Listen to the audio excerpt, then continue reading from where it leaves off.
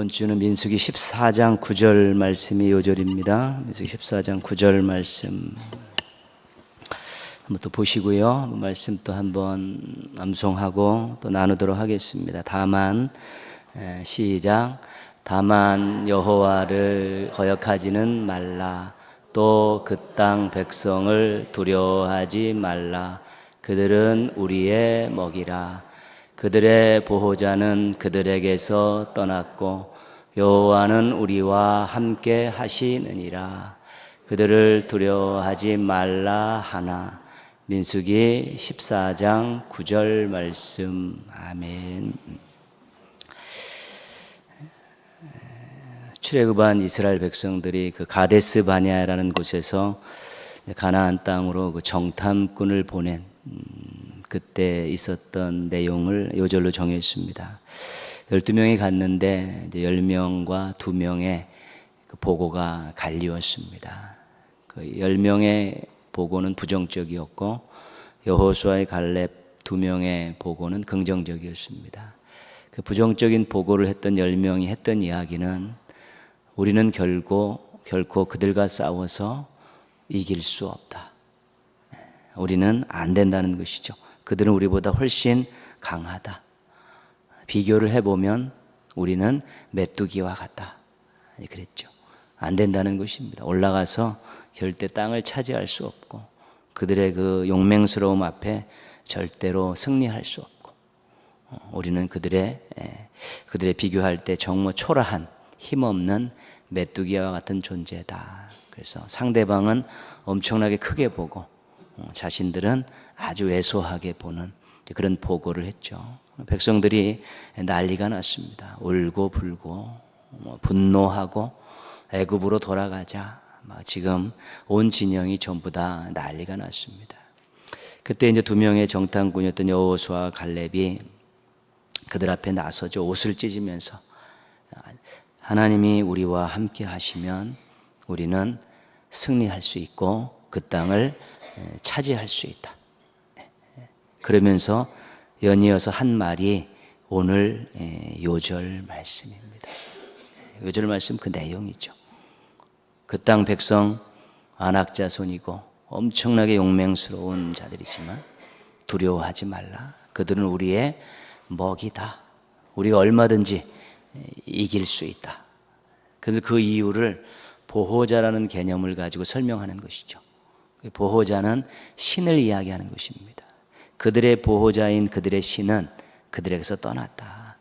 그러나 우리의 보호자인 우리 하나님은 우리와 함께한다. 그래서 우리와 함께하신 우리 보호자 되신 하나님 믿고 우리가 올라가면 얼마든지 승리할 수 있고 약속해 주신 그 땅을 우리가 차지할 수 있다. 그렇게 보고를 하는 것이지요.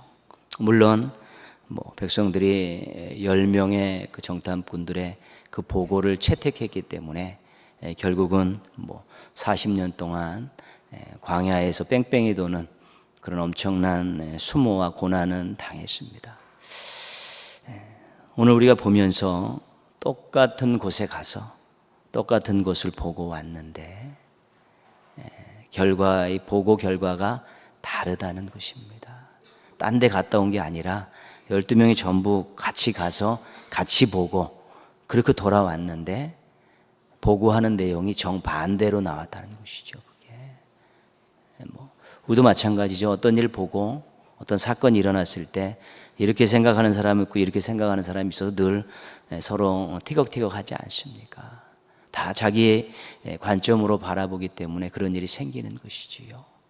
이렇게 생겨난 아주 구체적인 이유 중에 한 가지는 믿음 때문입니다. 믿음 때문에. 자신들을 메뚜기라고 생각했었던, 또 그들을 먹이라고 생각했었던 이 두 진영은 믿음이 달랐다는 것이지요. 그들은 똑같이 다 하나님의 약속을 받은 사람들입니다. 하나님께서 출애굽할 때 내가 약속의 땅을 너희에게 주겠다고 말씀하셨기 때문에 전부 다 하나님의 약속을 다 받았습니다. 근데 그 땅을 밟을 때 여기가 하나님이 약속하신 땅이구나 분명히 알았던 것이죠. 그게 정탐을 갔으니까.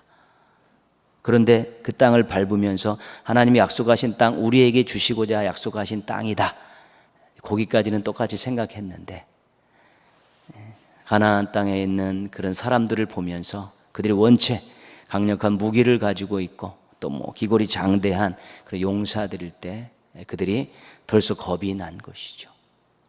그래서 약속의 땅 하나님 주신다고 약속하셨는데 저들 때문에 안 되겠구나. 근데 또 한 가지 그들이 믿지 못한 건 뭐냐면 하나님의 능력이었다는 것입니다. 하나님의 능력으로 얼마든지 저들을 이길 수 있다, 거기까지도 못 나간 것이지요. 그러니까 약속의 땅을 주시겠다는 하나님의 약속, 그 다음에 늘 함께 하시면서 지키시고 보호하시고 승리케 해주셨던 그 하나님의 능력, 이 약속과 능력에 대해서 그들이 믿지 못했느냐 믿었느냐에 따라서 우리는 메뚜기입니다, 저들은 우리의 먹이입니다, 이 반응이 전혀 달랐다는 것입니다. 그러니까 믿음의 반응이 전혀 다른 것입니다. 믿지 못하면 의기소침해질 수밖에 없고요, 믿으면 의기양양해질 수밖에 없는 것입니다. 하나님의 함께 하심을 믿는다면, 하나님의 약속을 믿는다면, 하나님의 능력을 믿는다면 삶의 모습들 또 세상의 일들을 바라보는 믿음의 사람들의 그런 반응과 태도는 다를 수밖에 없는 것입니다.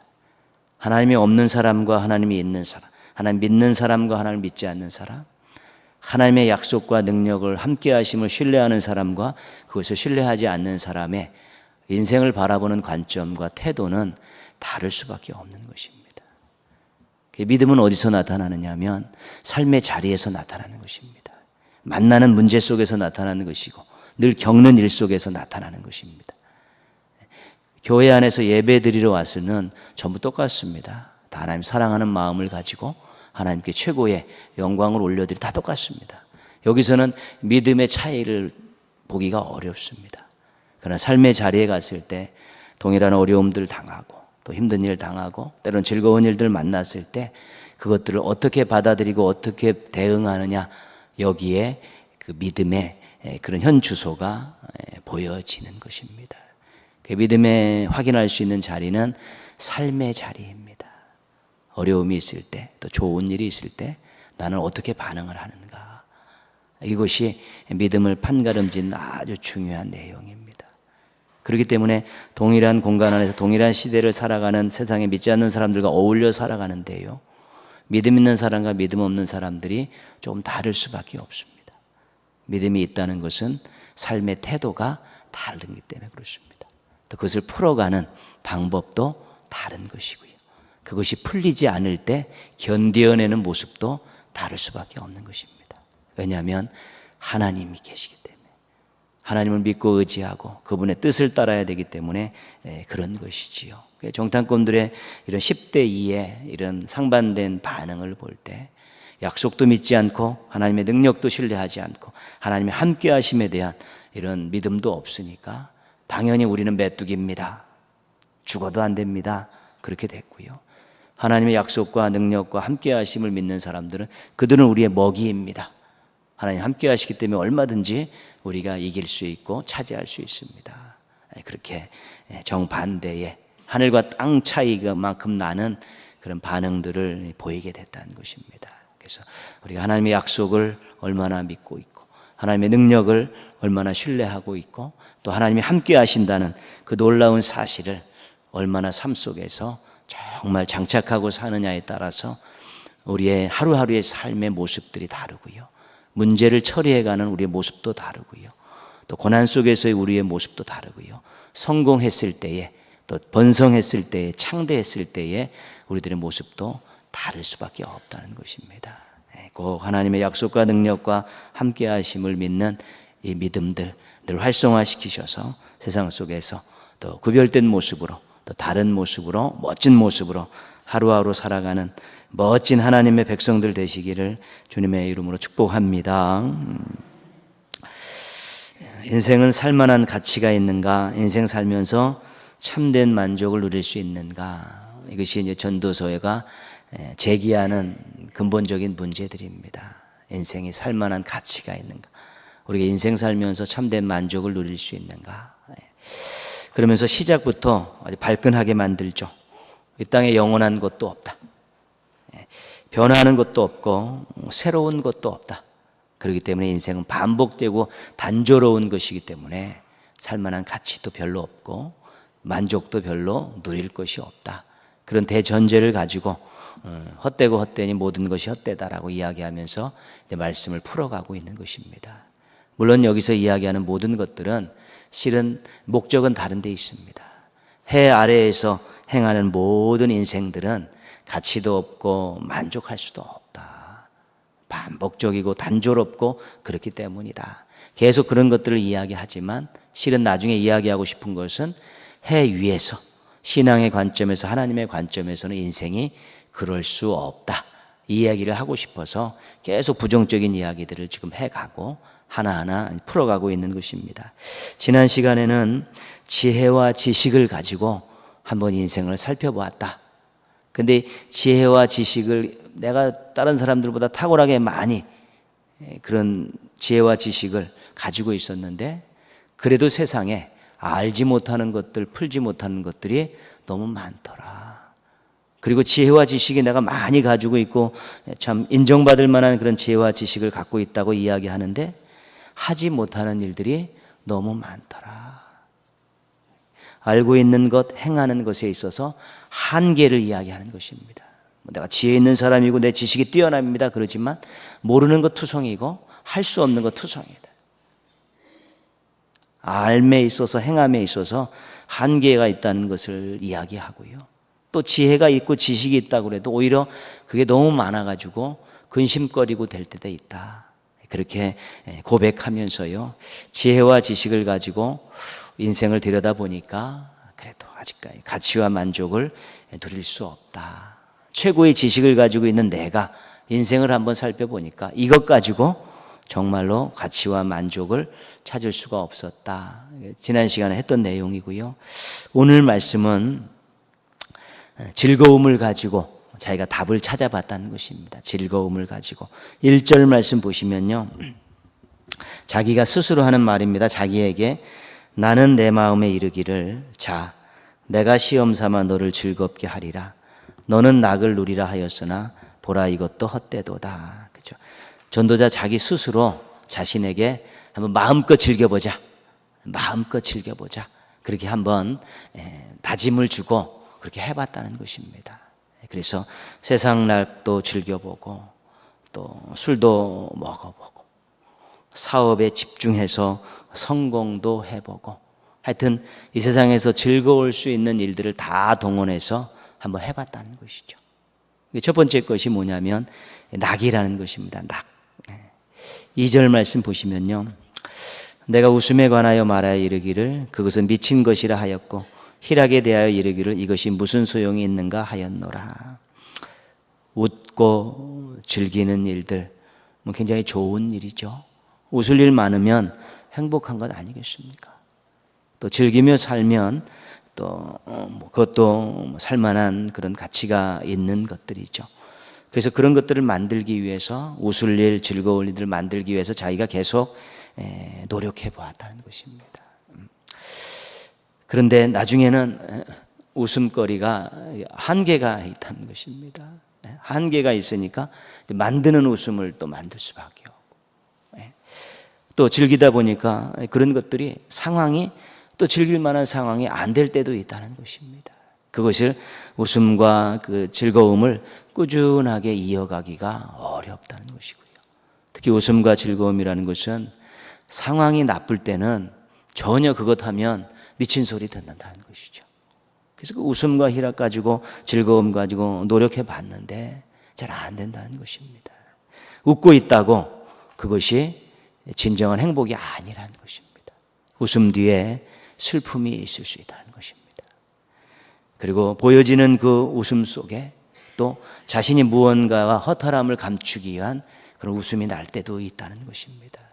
그래서 웃음과 즐거움을 가지고 지금 계속해서 해보았는데 웃는다고 이게 계속 지속되는 것도 아니고 또 웃는다고 또 그 뒤에 행복하지 않을 때도 있고요.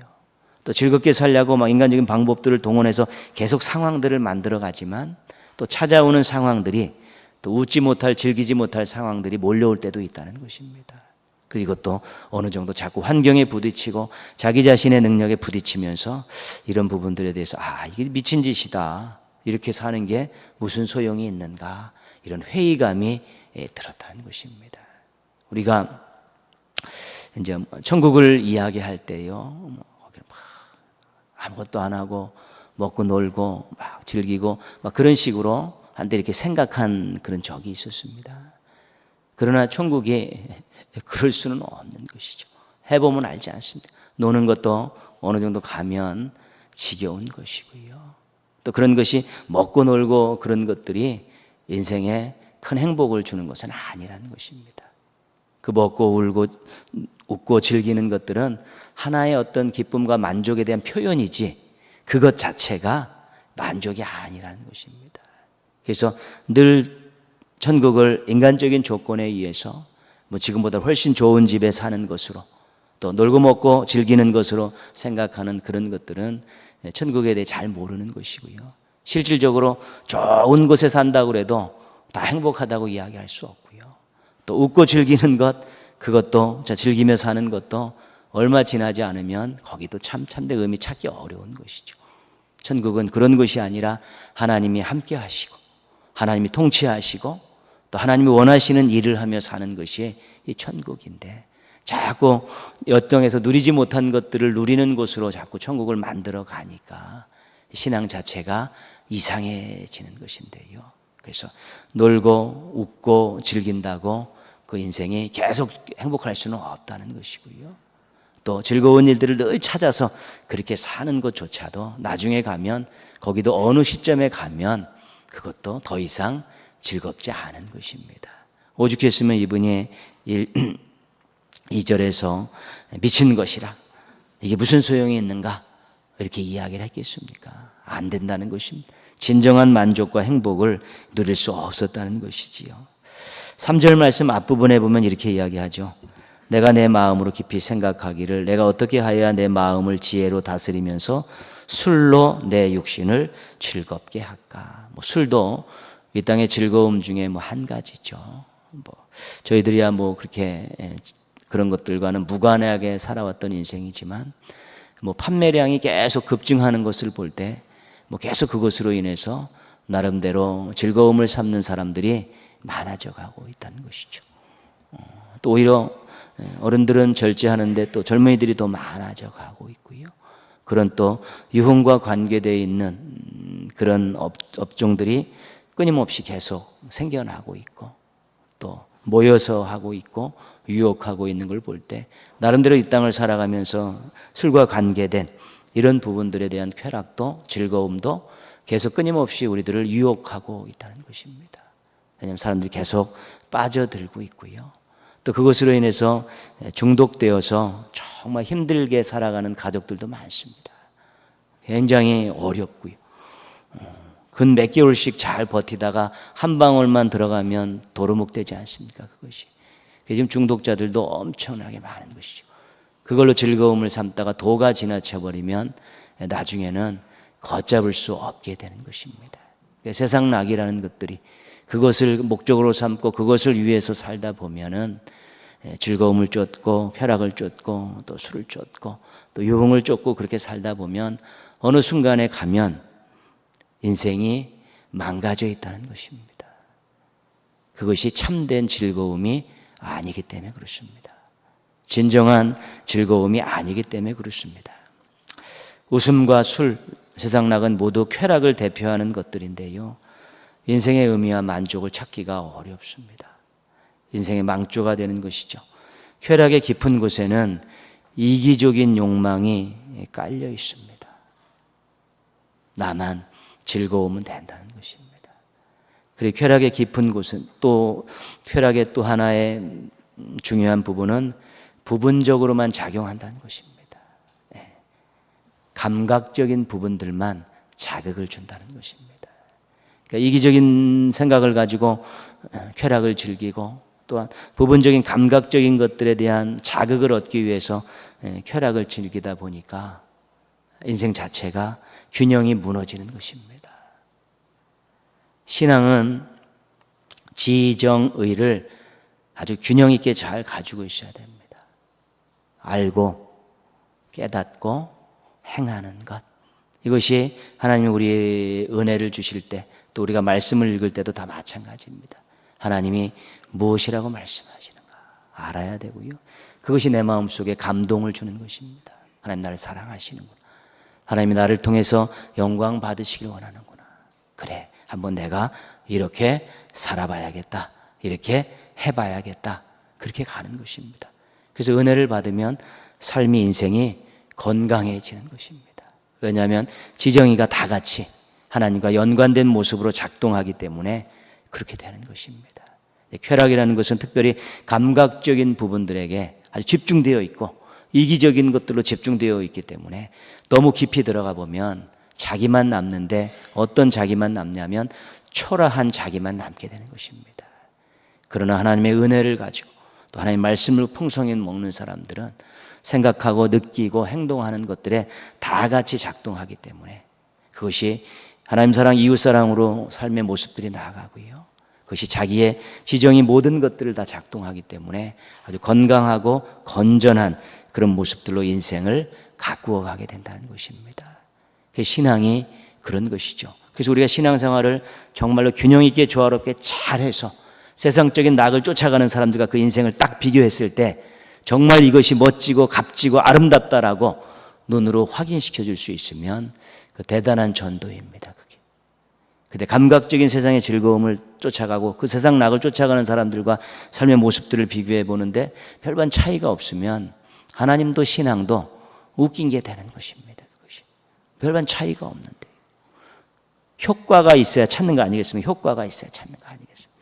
어떤 음식이든 약이든 누가 효과가 있다 그러면 몰려드는 것 아니겠습니까? 인생을 어떻게 이렇게 행복하게 살고 멋지게 살 수 있고, 정말 그런 어려움 속에서도 그렇게 꿋꿋이 버텨 살 수 있고, 또 그렇게 의미 있고 값지게 그렇게 살 수 있을까? 자기를 넘어서서 또 이렇게 이타적으로 살 수 있을까? 이런 것에 대한 호기심과 이런 것에 대한 질문들을 세상 사람들로서 불러일으키는 것들이 굉장히 중요하다는 것입니다. 우리는 그런 감각적인 세상 즐거움을 가지고 사는 사람들이 아니고요, 하나님의 은혜를 가지고 말씀을 가지고 사는 사람들이기 때문에 전혀 인생에 그들이 맛볼 수 없는 그런 가치와 목적들을 분명히 얻을 수 있게 되는 것입니다. 그래서 세상적인 즐거움들이 굉장히 좋은 것 같죠. 그러나 단기간적인 거고 순간적인 것들이고요, 궁극적으로 갔을 때 그런 것들 쫓아 살아서 인생이 행복하고 좋아진 인생들은 거의 없습니다. 그것이 다 알고 있는 사실이죠. 그러나 우리는 이 땅에 100년 안팎의 인생을 살지만 정말 우리가 하나님의 은혜와 말씀으로 살면서 영원한 나라까지 연결되어지는, 우리는 그런 고속도로를 타고 가는 사람들입니다. 그러나 90년, 100년 지나가지고 낭떠러지로 떨어지는 인생들이 다 세상 낙을 추구하는 인생들이죠. 그러나 우리는 참된 의미로 90년의 인생을 활주로로 삼아서 영원한 세상으로, 나라로 들어가는 사람들이죠. 우리 인생이, 이 땅의 인생이 그렇게 가치 있는 인생입니다.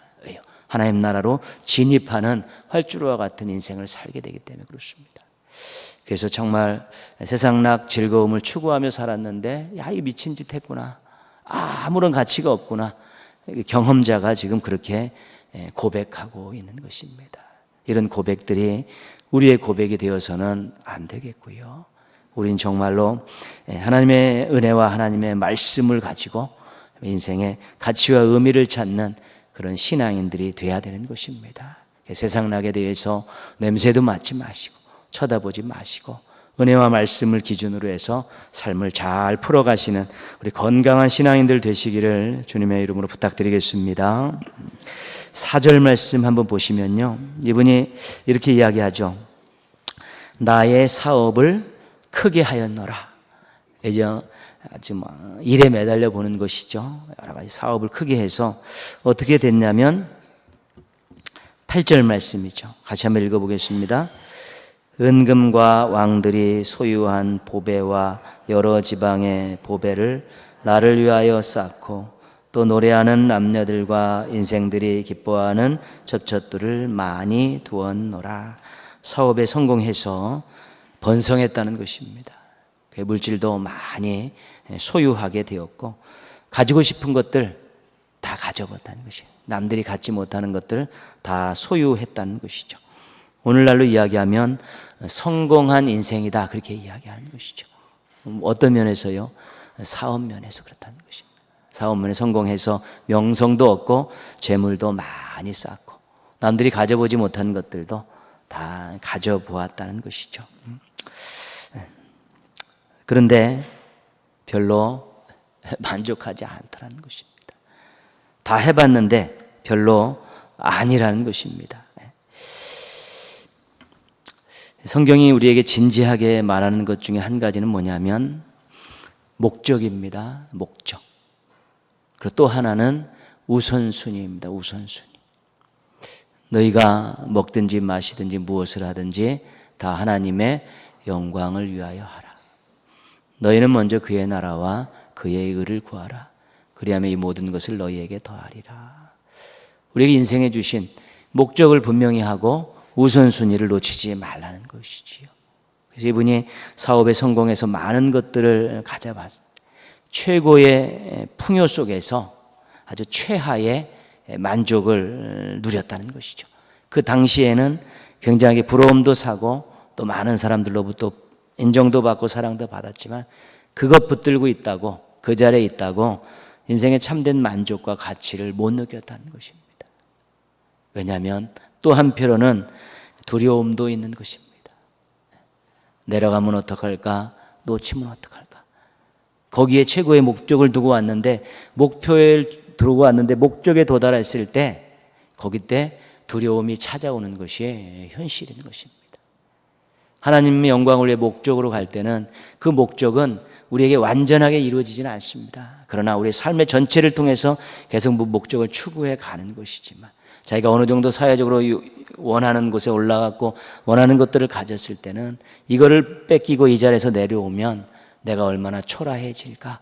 그런 두려움들이 찾아오면서 제대로 누리지도 못하고 산다는 것입니다. 그 다음부터는 방어적인 자세로 살 수밖에 없죠. 지켜야 된다는 것입니다. 그러니까 지키는 삶을 들어가면서 그때는 뭐냐? 두려움이 있는 것입니다. 빼앗길 두려움, 내려갈 두려움이 있기 때문에 지키려는 수호적인 작전을 쓰다 보니까 인생 자체가 굉장히 어두워질 수밖에 없는 것이지요. 그렇습니다.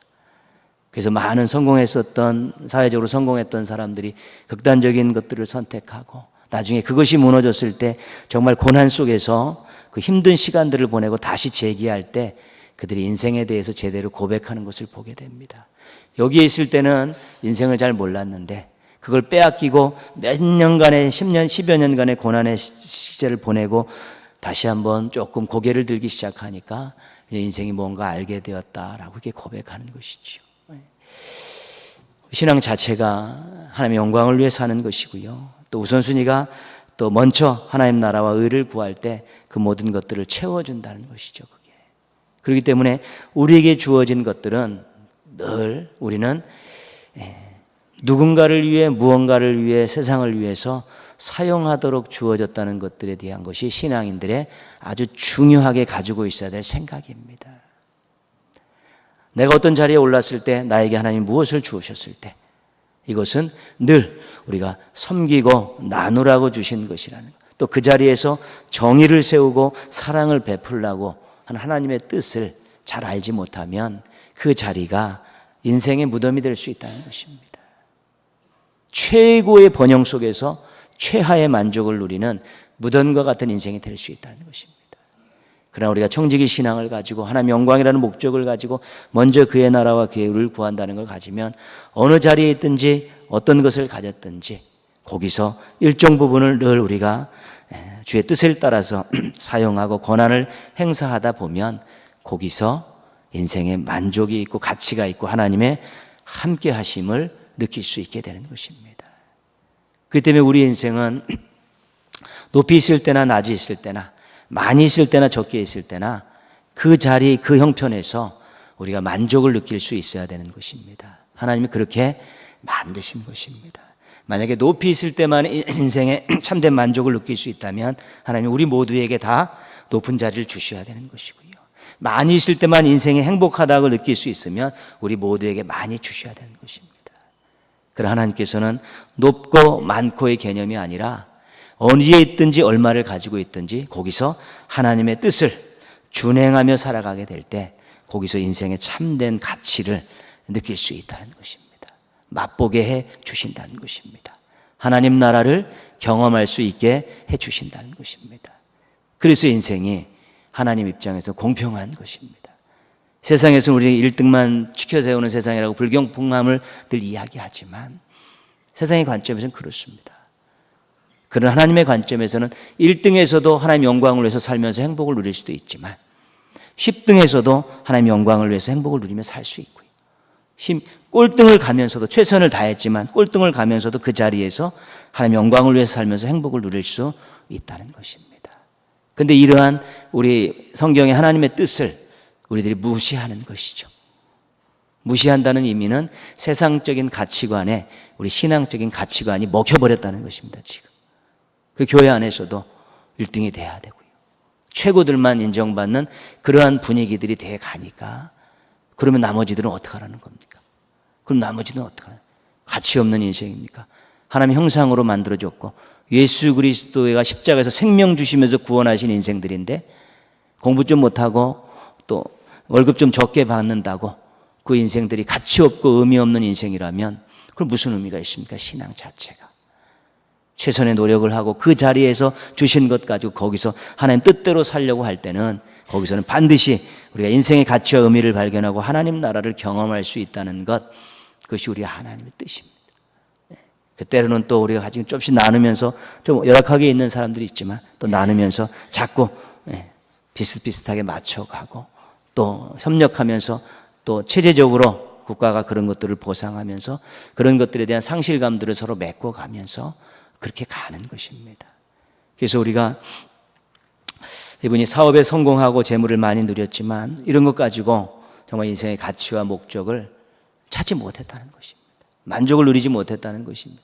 어느 정도는 순간에 그 순간에는 느낄 수 있을지 몰라지만 지속적인 하나님이 주신 것 같은 그런 지속적인 것들은 느끼지 못했다는 것이죠. 그래서 성공이라는 것이 주님 안에서 성공해야지 주님 밖에서 성공하면 안 되는 것입니다. 주님 밖에서 성공하면 만족이 오래가지 않습니다. 가치 있는 인생이라고 본인이 느끼지 못하고 계속 배고파갖고 목말라갖고 더 많은 것들을 추구하게 되는 것이지요. 그것이 이 사회 현상 아니겠습니까? 얼마나 많은 사람들이 우리보다도 몇 배, 몇억 배 가지고 있으면서도 또 불의한 방법을 동원해서 더 축적하는 것이죠. 한 채면 족한데 100여 채씩 갖고 있는 사람들의 그 마음은 무엇입니까? 그것이 쌓아놓고 그 평생 가족들이 몇천 년 먹어도 다 먹을 수 있는 그만큼을 쌓아놓고 사는 이유가 뭐냐는 것이죠. 아직도 목마르다는 것입니다. 만족이 없다는 것입니다. 만족이 없으니까 계속 높아지려 하고 계속 먹으려고 하는 것이죠. 만족하면 어느 시점부터는 나누게 되어 있는 것이죠. 그러나 주님 안에서 성공했을 때는 나눔이 시작될 수 있지만 주님 밖에서 성공하면 그 갈증 해결할 수 없어서 또 불의한 방법을 동원해서라도 또 그렇게 하는 것이죠. 그래서 인생의 가치와 만족, 하나님이 주셨기 때문에 이 가치를 찾아야 되고 만족을 누릴 수 있는 방법이 분명히 있는 것입니다. 하나님이 그것을 높이 선반 위에 두시고 산꼭대기에 두시고 어디다 숨겨놓으셔서 몇몇 사람만 찾으라고 인생의 만족과 가치를 숨겨놓으신 것이 아닙니다. 누구에게나 똑같이 다 인생을 한 번씩 주셨기 때문에 그 인생 100여 년 안팎을 살면서 얼마든지 주님 안에서 만족하고 가치를 찾을 수 있도록 하나님께서 공통적으로 다 열어놓으신 것이기 때문에 우리가 믿음을 가지고 그것을 잘 찾게 될 때 정말 우리 하루하루의 삶이 소중하고 우리 가정이 소중하고요. 내 일터가 소중하면서 그 만족과 가치를 찾을 수 있는 아주 하루하루의 삶이 또 그렇게 갈 수가 있고 인생 전체가 또 그렇게 지속적인 든든한 하나님이 주시는 그 만족과 가치를 맛보며 살아갈 수 있게 되는 것이죠. 그래서 이분이 세상 즐거움과 쾌락과 또 성공을 가지고 한번 해봤는데 그것이 지속적인 만족과 아주 분명한 가치를 발견할 수 없었다. 그런 것들을 통해 즐거움을 찾아보았는데 그런 즐거움을 가지고는 인생의 만족과 가치를 찾을 수 없었다. 그렇게 고백하는 것입니다. 10절 말씀 한번 보시죠. 이분이 같이 읽겠습니다.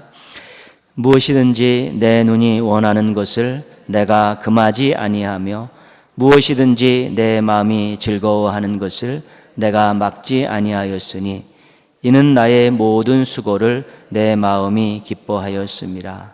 이것이 나의 모든 수고로 말미암아 얻은 몫이로다. 그렇죠? 자기가 수고해서 원하는 것 금해보지 않았다는 것이고요.